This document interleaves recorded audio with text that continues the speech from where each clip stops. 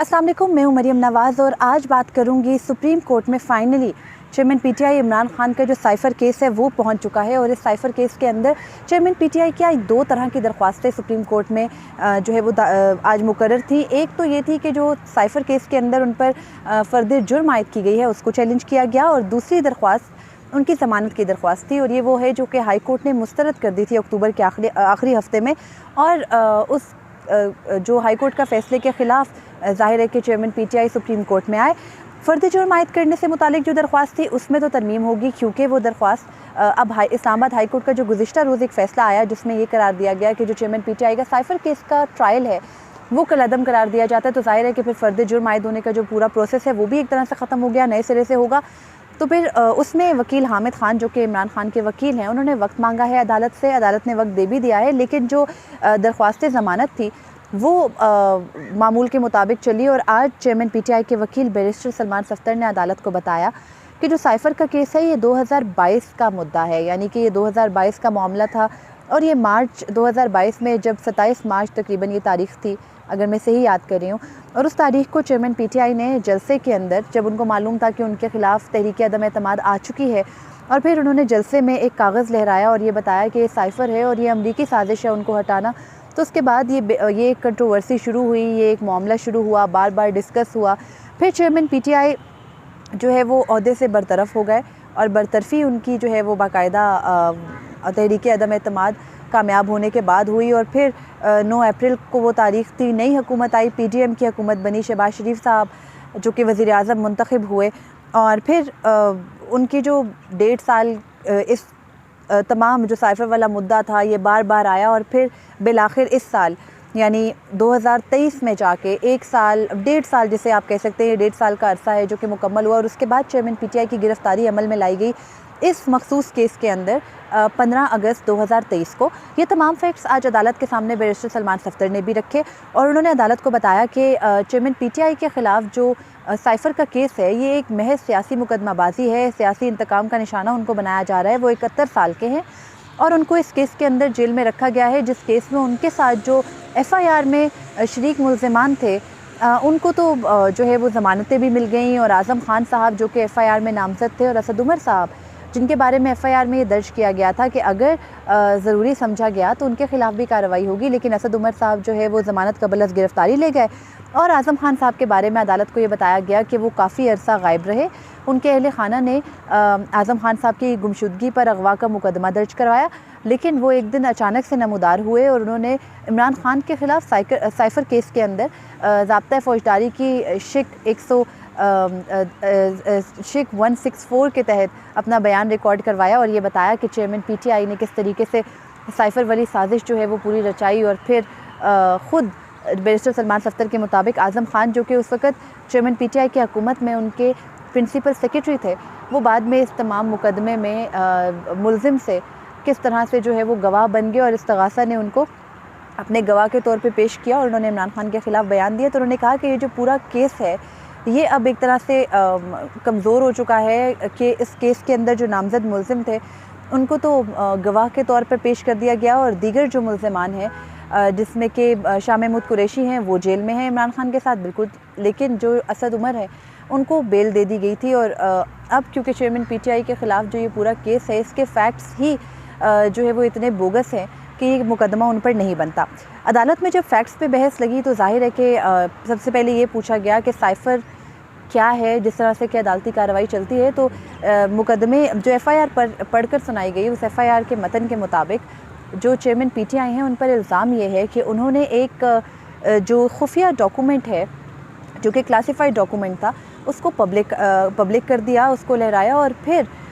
सबसे बड़ा एलिगेशन उनके ऊपर ये लगाया जा रहा है कि उन्होंने वो डॉक्यूमेंट गायब कर दिया, आज तक वापस नहीं किया। वो सिफारती डॉक्यूमेंट है, और ये भी जो है वो एफ़आईआर में के मतन के मुताबिक ये भी है कि जो चेयरमैन पीटीआई ने ये साइफ़र डीक्लासीफाई किया, उसको पब्लिक किया, उसको पब्लिकली कम्युनिकेट किया, तो उसकी वजह से हुआ ये कि जो दुश्मन ममालिक हैं उनको फ़ायदा पहुंचा। पाकिस्तान की सीक्रेट इन्फॉर्मेशन थी जो कि लीक हुई। ये तमाम तरह इल्ज़ामात चेयरमैन पीटीआई के ऊपर साइफ़र केस में हैं, और ये आज अदालत के सामने भी रखे गए। लेकिन बैरिस्टर सलमान सफ्तर ने ये कहा कि चेयरमैन पीटीआई ने ये जो साइफ़र है इसको पब्लिसाइज़ नहीं किया, इसको पब्लिकली कम्युनिकेट नहीं किया। तो जो बेंच की सरबराही कर रहे थे जस्टिस सरदार तारिक मसूद, उन्होंने ये कहा कि जब साइफ़र को हवा में लहराया गया, बाकायदा ये इशारा करके कहा कि जब साइफ़र को लहराया तो क्या वो पब्लिकली कम्युनिकेट करना ही नहीं था, यानी कि वो साइफ़र को पब्लिक में दिखाना ही था। और फिर जो बेंच में शामिल है जस्टिस जाया अफरीदी, उन्होंने ये कहा कि हम ये देख रहे हैं, हमारे सामने अभी मुद्दा ये है कि क्या साइफ़र पब्लिक किया गया या नहीं किया गया। ज़ाहिर है कि कुछ ग्राउंड्स होते हैं, अदालत को कुछ वजूहात, कुछ बुनियादी चीज़ें चाहिए होती है, जिसके बाद वो एक केस में मुलज़िम को ज़मानत पे रिहा करने का हुक्म देती है। तो ज़ाहिर है कि जब वो सारे फैक्ट्स होंगे उनके सामने तो ही अदालत उनको कंसिडर करेगी। लेकिन आज की जो कार्रवाई थी सुप्रीम कोर्ट में, वो वाज़ेह करती चलूँ कि वो सिर्फ़ और सिर्फ जो साइफ़र केस में चेयरमैन पीटीआई की ज़मानत का, क्योंकि पहली समाअत थी और इस समाअत पर सबसे पहले तो जो फ़रीक़ैन हैं जिनको कि रिस्पोंडेंट्स बनाया गया है केस के अंदर, उनको नोटिसेस होने थे। ये कोई पहली समाअत के ऊपर ही ज़मानत तो नहीं मिल जानी थी। तो ज़ाहिर है कि वो नोटिसेस के लिए भी पहले अदालत को मुतमईन करना होता है कि ये केस क्या इस केस में नोटिस बन के दूसरी साइड से जवाब लिया जाना भी ज़रूरी है या फिर नहीं। तो वो उस हद तक चेयरमैन पीटीआई के जो वकील है बैरिस्टर सलमान सफ्तर, वो अदालत को मुतासिर करने में कामयाब रहे कि अदालत ने वज़ारत दाखिला,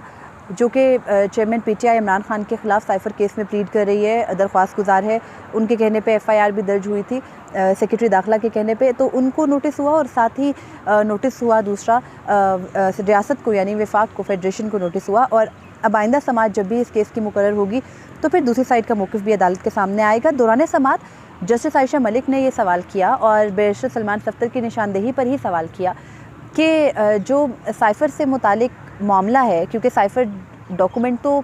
दफ्तर ख़ारजा का है, वज़ारत ख़ारजा को इस केस में फ़रीक होना चाहिए, यही मेन कंटेंशन थी, यही मेन मुद्दा था सलमान सफ्तर का हाई कोर्ट के सामने। तो उन्होंने कहा कि जब वो मामला वज़ारत ख़ारजा का था तो वज़ारत दाखिला ने कैसे चेयरमैन पीटीआई के ख़िलाफ़ मुकदमा दर्ज करवाया। आयशा मलिक ने ये सवाल किया कि वज़ारत दाखिला की क्या ने किस हैसियत में इमरान खान के ख़िलाफ़ ये मुकदमा किया। लेकिन बैरिस्टर सलमान सफ्तर ने कहा कि उनका यही मुद्दा है, उनका पॉइंट ही ये है कि किसी भी सूरत वज़ारत दाखिला का मामला नहीं बनता, ये वज़ारत ख़ारजा का डॉक्यूमेंट था। अगर वो डॉक्यूमेंट रिकवर भी करवाना है,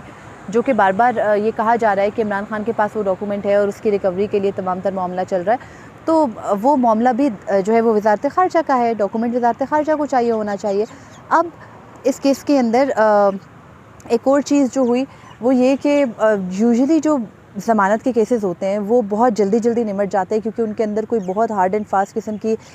रूल्स नहीं लगते, कोई बहुत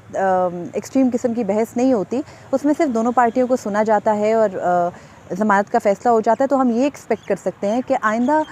समाअत के ऊपर अगर दूसरी जानिब से आकर ये बताया जाता है कि चेयरमैन पीटीआई की गिरफ़्तारी इस केस में क्यों ज़रूरी है, अगर वो जेल में हैं और उनके पास से जेल में होते हुए साइफ़र रिकवर करा लिया जाएगा या फिर उनको जेल में रखना इस केस में ज़रूरी है,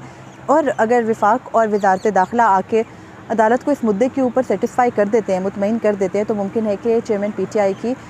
जो दरख्वास्त ज़मानत है वो खारिज हो जाए। दूसरी सूरत में जो चेयरमैन पीटीआई के वकील है बैरिस्टर सलमान सफ्तर, उनका केस काफ़ी स्ट्रॉन्ग है, क्योंकि साइफ़र के केस के अंदर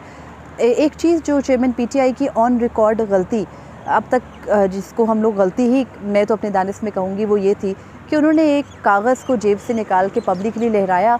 और ये उस टाइम पे किया कि ये साइफ़र है। और फिर हमें भी पहली बार पता चला कि अच्छा जो डॉक्यूमेंट आती है बाहर से, जो सिफारती डॉक्यूमेंट होती है, वो तमाम आवाम को पता चल गया कि वो साइफ़र होती है और वो किस तरीके से वो डिमार्श होता है। आज के केस में भी ये सब कुछ डिस्कस हुआ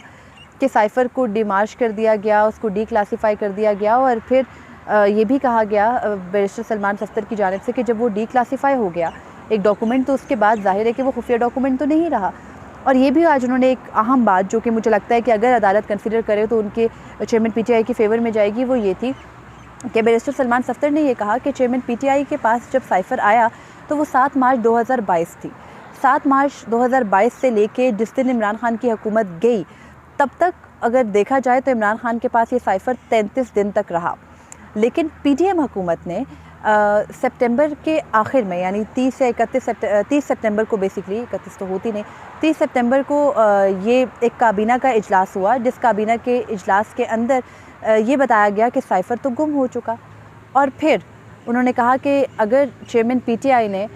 साइफ़र अपने पास 33 दिन रखा तो पीडीएम की हुकूमत ने तो 5 माह के बाद जाके बताया कि साइफ़र गुम हो गया है। तो फिर उन्होंने कहा कि अदालत ये भी तो देखे कि लाइबिलिटी क्या चेयरमैन पीटीआई पे बनती है या फिर उस काबीना पे बनती है जो कि जिसने इतने अरसे बाद बताया कि साइफ़र गुम हो चुके हैं। तो ये तमाम मामलात अगर अदालत इस केस के मेरिट्स में जाती है तो सामने आएंगे, और फिर अगर अदालत समझती है कि हाँ वाकई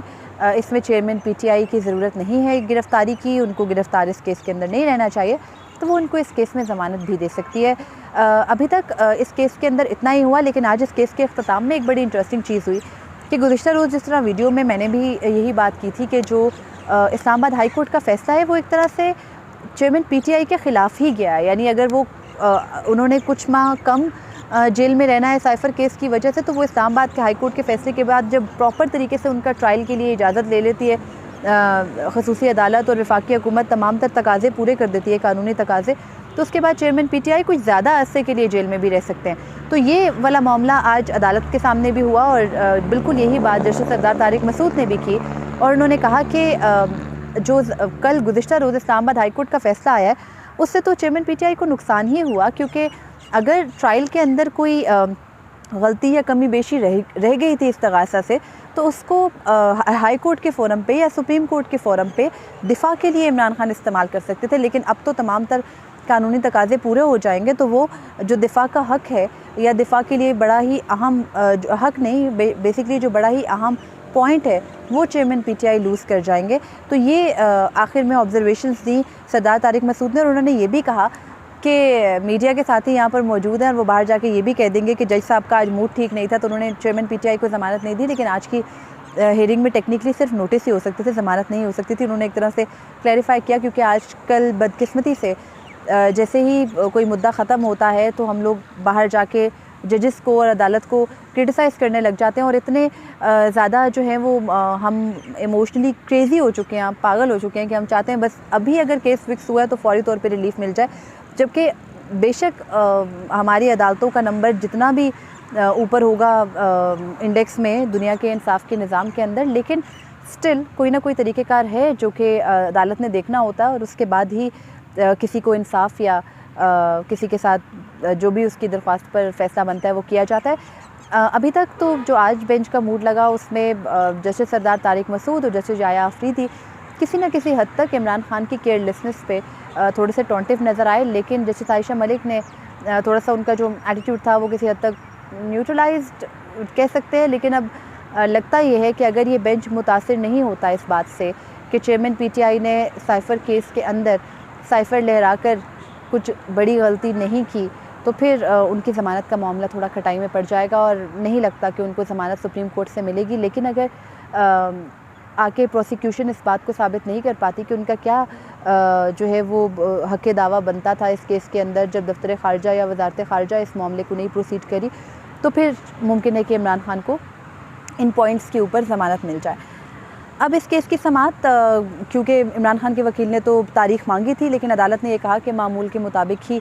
इस केस को चलने दिया जाए। तो अब देखना होगा कि इस केस को समाअत के लिए दोबारा कब मुकर्रर किया जाता है। सुप्रीम कोर्ट ने इमरान खान के साइफ़र केस को गैर मुअय्यना मुद्दत के लिए मुलतवी किया है। दोबारा जब इस केस की समाअत मुकर्रर होगी तो मेरी नाक़िस राय के अंदर उस दिन ही शायद इस दरख्वास्त ज़मानत पर फ़ैसला हो जाएगा। जब ये होगा तो भी आपको अपडेट करूँगी। तब तक के लिए मुझे इजाज़त दीजिए। अल्लाह हाफ़िज़।